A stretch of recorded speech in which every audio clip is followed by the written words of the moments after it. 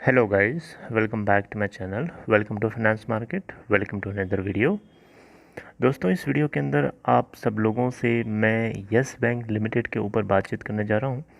दोस्तों इस वीडियो के अंदर आप लोगों को पता चलेगा कि यस बैंक के रेस्क्यू प्लान के बारे में उनके जो डायरेक्टर हैं एमडी एंड सीईओ जिनका नाम है प्रशांत कुमार। तो प्रशांत कुमार ने एक बहुत बड़ा बयान दिया है, तो उस बयान को लेकर के काफ़ी ज़्यादा लोगों के अंदर एक तरीके से उत्साह है, एक तरीके से एंथुजियाज़म भरा हुआ है।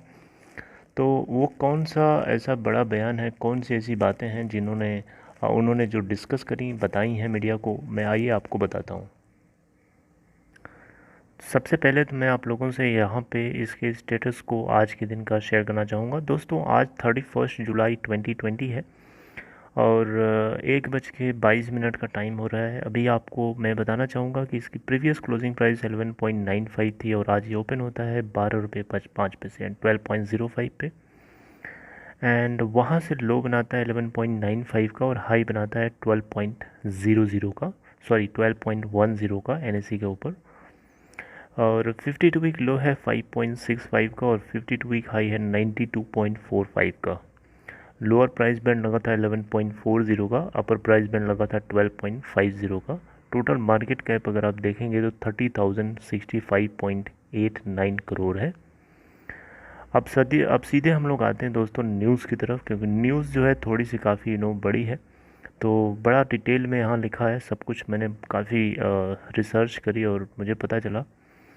देखिए दोस्तों यहाँ पे बात ये है कि यस बैंक, देखिए यहाँ लिखा है Yes Bank looks to carve out technology platform transfer stressed assets to to arms MD, यानी एमडी एंड सीईओ जो कि प्रशांत कुमार हैं, एसबीआई के फॉर्मर रहे हैं, इनको अपॉइंट किया गया है आरबीआई की तरफ से, आपको पता होगा। तो इनका कहना है कि ये एक अपने टेक्नोलॉजी प्लेटफॉर्म को कार्व आउट का मतलब उसके ज़रिए एक ऐसी चीज़ तैयार करेंगे, एक ऐसी सब्सिडरी तैयार करना चाहते हैं जिससे इनके अपने स्ट्रेस्ड एसेट्स को टू आर्म्स में डिवाइड कर देंगे। समझ रहे बात को? नहीं समझ रहे हैं? मैं समझाता हूँ इसको डिटेल में। यहाँ लिखा गया है दोस्तों, आप सब लोगों को तो पता है कि यस बैंक के अंदर बहुत सारा कर्जा है। इसके फॉर्मर एमडी एंड सीईओ जिनका नाम था राणा कपूर, उनके कंट्रोल में ये बैंक डिटेरियोरेट होता गया, गिरता गया और इसके ऊपर बहुत सारा बर्डन आके लदा हुआ है। तो उतना सारा बर्डन है, इतना सारा लोगों ने, सॉरी बर्डन बेसिकली इसलिए नहीं है कि इनके पास कर्ज है, बस कि इन्होंने दूसरों को कर्ज बांट रखा है। तो इतना सारा इनका एनपीएस है, बहुत हाई अमाउंट ऑफ एनपीएस है। तो उन अमाउंट्स को रिकवर करने के लिए एक रेस्क्यू प्लान है यस बैंक की तरफ से, और ये प्लान ये है कि ये अपने जो बैड लोन्स हैं, जो नॉन परफॉर्मिंग एसेट्स हैं, उनको ये दो हिस्सों में डिवाइड करना चाहते हैं विद इन द बैंक। ये बैंक के अंदर एक ऐसी दो आर्म्स तैयार करना चाहते हैं, जिन आर्म्स का मकसद होगा कि वो जो लेंडिंग अमाउंट है उसको रिकवर करना। देखिए दोस्तों, जो टू आर्म्स तैयार होंगे उसमें से फर्स्ट आर्म है, उसका मकसद होगा कि वो उन लोन्स को रिकवर करेगी जो लोन्स टाइम पे आ जाते हैं, जो एनपीएस नहीं बनते हैं। आर्म दूसरी वाली जो बी है, उस आर्म का मेन मकसद होगा कि वो उन एनपीएस यानी नॉन परफॉर्मिंग एसेट्स को रिकवर करेगी जो टाइम पे लोन वापस नहीं आते हैं। तो उसको बेसिकली इन्होंने बैड बैंक के नाम से अभी तक इन्होंने पुकारा है, कहा है, लेकिन एग्जैक्टली इसका क्या नाम होगा अभी तक ये चीज़ क्लियर नहीं हुई है। जो कुछ होगा आगे बताया जाएगा। अभी इनका एक ओवर मतलब एक एक एक स्ट्रक्चरल फॉर्म में इन्होंने इस तरीके से बस बताया है। यहाँ पे अपने इस टेक्नोलॉजी प्लेटफॉर्म पहले समझते हैं क्या दोस्तों। Technology platform of yes bank का मतलब है कि टेक्नोलॉजी के ज़रिए, मतलब ये एक ऐसी टेक्नोलॉजी यूज़ करता है जिसके ज़रिए अपने स्टैटिस्टिक्स को, अपने मनी ट्रांसफ़र्स को, है ना, ये सारी चीज़ों को मेंटेन करके रखता है। और ऐसा इसलिए करता है क्योंकि टेक्नोलॉजी प्लेटफॉर्म के ज़रिए ये अपने प्रोसेस को बहुत तेज़ी से रन करा पाता है। क्योंकि आपको पता होना चाहिए ये कोई छोटा मोटा बैंक नहीं है, ये एक बहुत बड़ा बैंक है और बहुत बड़ा अमाउंट ये लेंड करता रहा है। तो अपने इतने सारे बड़े कारोबार को संभालने के लिए, तेज़ चलाने के लिए, फास्ट रन मूव कराने के लिए ये अपने टेक्नोलॉजी प्लेटफॉर्म को यूज़ करता है और उस टेक्नोलॉजी प्लेटफॉर्म से एक कार्व आउट करना चाहता है जिसके ज़रिए वो अपने बैड लोन्स को, स्ट्रेस्ड अमाउंट्स को एक सही से रिकवर कर सके। आपको पता होना चाहिए टेक्नोलॉजी प्लेटफॉर्म जो यस बैंक यूज़ करता है वो हाईली कॉन्फ़िगर्ड है और उस तरीके की टेक्नोलॉजी प्लेटफॉर्म इसके जो कॉम्पिटिटर्स हैं यानी इसके जो पीयर बैंक्स हैं किसी के पास नहीं है। Fastest and modern technology use करता है और इसके लिए इन्होंने एक एक कंसल्टेंट डिज़ाइन, मतलब ये एक कंसल्टेंट को अपॉइंट करेंगे जो इस पूरे प्रोजेक्ट को डिज़ाइन करेगा इनके मुताबिक, और वो 203 हफ्ते के अंदर अपॉइंट हो जाएगा ऐसा इनका कहना है। और वो अपॉइंटमेंट हो जाएगा उसके बाद वो आरबीआई यानी रिज़र्व बैंक ऑफ इंडिया को अप्रोच करेंगे ताकि इस पर्पज़ को अप्रूवल मिले। इसके अलावा जो बैड बैंक का जो इन्होंने नेम दिया है ये एग्जैक्टली नेम नहीं है, मैं आपको फिर से बता रहा हूँ, ये इन्होंने बस ऐसे ही बताया है। अब इसका जो भी नाम होगा आगे बताया जाएगा कि इस तरीके की सब्सिडरी जो ये बनाएंगे उसका क्या नाम रखेंगे। इसके अलावा दोस्तों ये अपने टेक्नोलॉजी प्लेटफॉर्म को भी एक सब्सिडरी के तरीके से देखना चाहते हैं, बनाना चाहते हैं, जिसकी जो नेट वर्थ है वो लगभग 7 बिलियन डॉलर है, यानी 49,000 करोड़। आप सोच सकते हैं इतनी बड़ी इनकी वर्थ है इनके टेक्नोलॉजी प्लेटफॉर्म की। तो ये अपने टेक्नोलॉजी प्लेटफॉर्म के जरिए के अंदर कुछ पार्ट को मोनेटाइज करके एक अमाउंट रेज करने की बात कर रहे हैं आगे के पार्ट में। और दोस्तों जो बैड बैंक की जो सब्सिडरी ये तैयार करेंगे उस सब्सिडरी का मेन मोटो होगा कि वो एनपीएस यानी नॉन परफॉर्मिंग एसेट्स को मैनेज करेगी। और ये कोई ज़रूरी नहीं है कि नॉन परफॉर्मिंग एसेट्स सिर्फ यस बैंक के ही हों, वो किसी भी दूसरे बैंक के एनपीओस को बाय कर लेगी और बाई करने के बाद उसको अपने तरीके से हाईली ट्रेंड मैनेज्ड प्रोफेशनल्स के ज़रिए उसको हैंडल आउट करेगी। उसमें वो जनरेट करेगी प्रॉफिट अपने तरीके से, वो दूसरे के एनपीएस को बाई करके उसको सुलझाएगी, उसको सॉल्व करेगी। और ये एक बड़ा बढ़िया एक स्ट्रक्चर होगा जो बैंकिंग सेक्टर के लिए बहुत एक बून की तरह साबित हो सकता है। और इससे जो भी जनरेट होगा अमाउंट, जो भी इससे मार्जिन बनेगा, जो भी प्रॉफिट होगा वो इक्विटी होल्डर्स के अंदर इस मतलब शेयर कर दिया जाएगा उनकी होल्डिंग के रिस्पेक्ट में। अब दोस्तों थोड़ा आगे देखते हैं, इसमें एक टर्म है लीगेसी एसेट्स। दोस्तों आपको बताना चाहूँगा लीगेसी एसेट्स क्या होती हैं। लीगेसी एसेट मैं आपको एग्जांपल से समझाता हूँ। सपोज़ करिए आपने किसी एक आदमी है जिसका नाम है मिस्टर ए। मिस्टर ए को आपने 4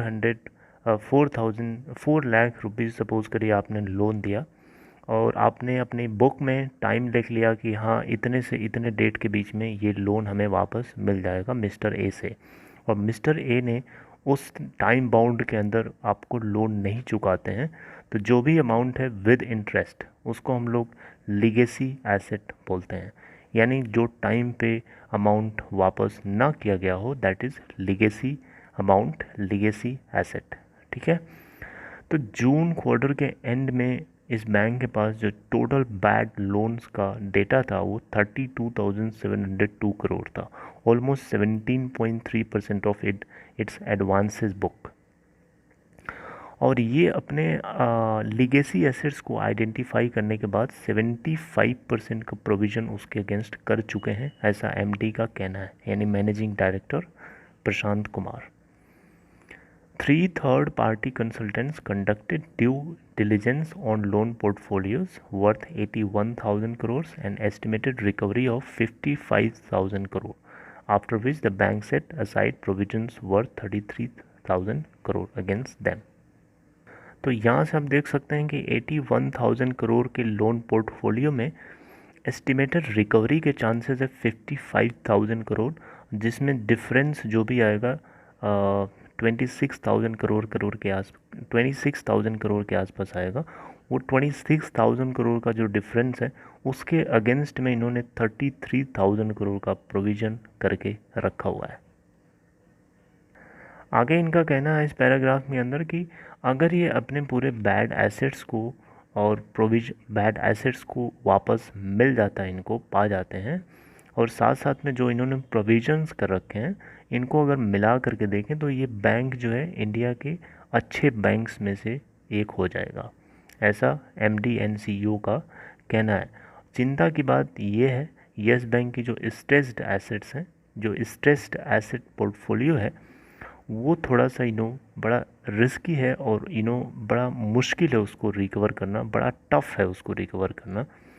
एंड यहाँ पे इनका कहना है कि only concern with yes bank is it's stressed asset portfolio you could take out that we have a lot of management bandwidth capital with release।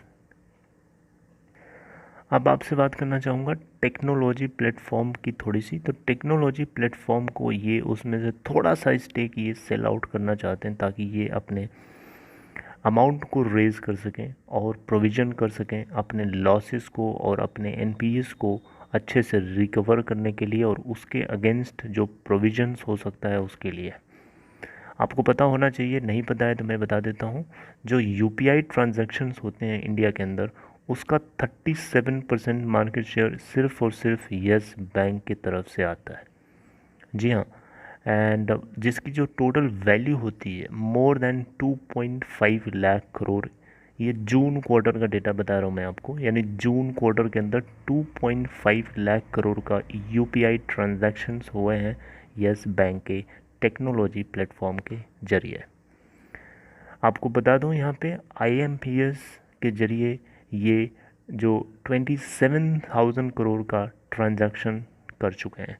तो आपको पता होना चाहिए ये सबसे नंबर 1 का है, नंबर 1 बैंक है टेक्नोलॉजी प्लेटफॉर्म को यूज़ करके अपने मनी को ट्रांसफर करने में, अपने टेक्नोलॉजी डिजिटलाइज करने में, मनी को रन कराने के लिए, बिज़नेस को फास्ट मूव कराने के लिए टेक्नोलॉजी को डिजिटली ये बहुत अच्छे से करना जानता है, और अपने इस टेक्नोलॉजी प्लेटफॉर्म को कुछ स्टेक इसकी सेल करके कुछ अमाउंट रेस करना चाहता है।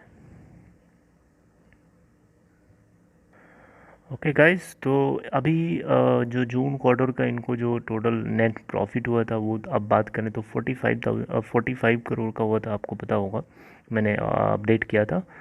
एंड ठीक है, reported A net profit of 45 crore with operating profit, इसमें जो था ऑपरेटिंग प्रॉफिट था वो 1147 करोड़ था।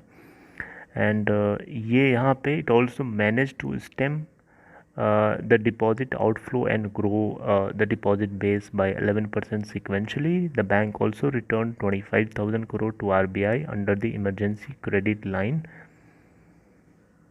and the later then opened।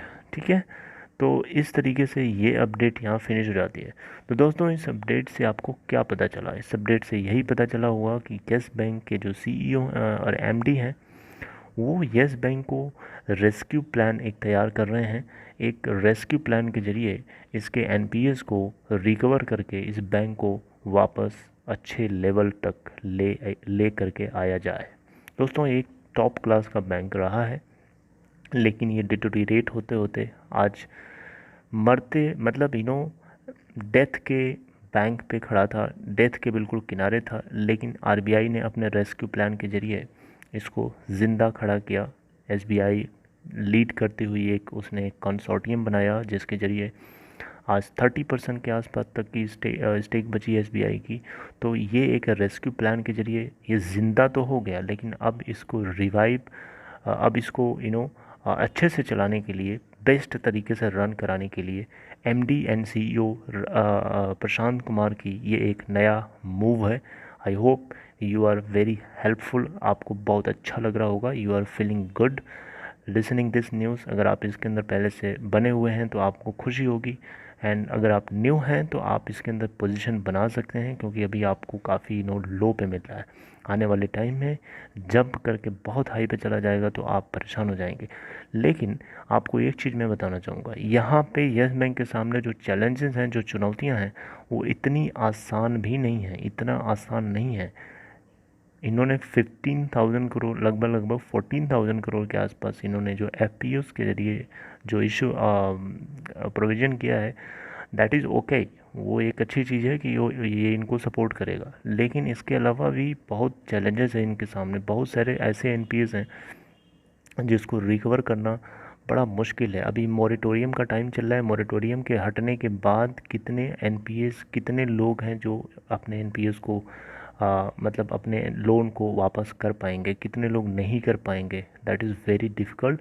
हालांकि ये एक एग्रेसिव मोड लेता हुआ नज़र आ रहा है। हाल ही में आपको बताया था मैंने कि Reliance communication, Reliance ADAG group का जो चेयरमैन है अनिल धीरू भाई अंबानी, उनके हेडक्वार्टर्स को इन्होंने, मुंबई के हेडक्वार्टर को अपने पोजीशन में ले लिया। और उन्होंने एक नोटिस भी जारी कर दी 60 डेज़ की कि आपको इसके ऊपर जल्दी से जवाब देना है, और उस अदरवाइज़ वो नीलामी करेगा और अपनी प्रॉपर्टी उसको बेच करके अपने अमाउंट को वसूलेगा। तो ये एक एग्रेसिव मोड सिर्फ अनिल अंबानी के साथ ही नहीं, और लोगों के साथ भी ले सकता है आने वाले टाइम में, और जो कि इस बैंक के लिए एक पॉजिटिव न्यूज़ है और एक वेलकमिंग न्यूज़ है। तो बस यहीं तक। I would like to terminate my video, is very long guys. अब क्या करूं दोस्तों, इतनी सारी चीज़ें आप लोगों को बताना था तो टाइम तो लग जाएगा ना। आप लोगों को पूरा देखना चाहिए अगर आप एक अच्छे से समझना चाहते हैं चीज़ों को। So I would like to terminate guys right here. If you are new to this channel, please make sure to press the red color button, subs button, and also make sure to hit the bell icon nearby that to get notified every time. Lastly, if you are willing to open Demat account, follow the link given in description box of this video. Take care. Thank you.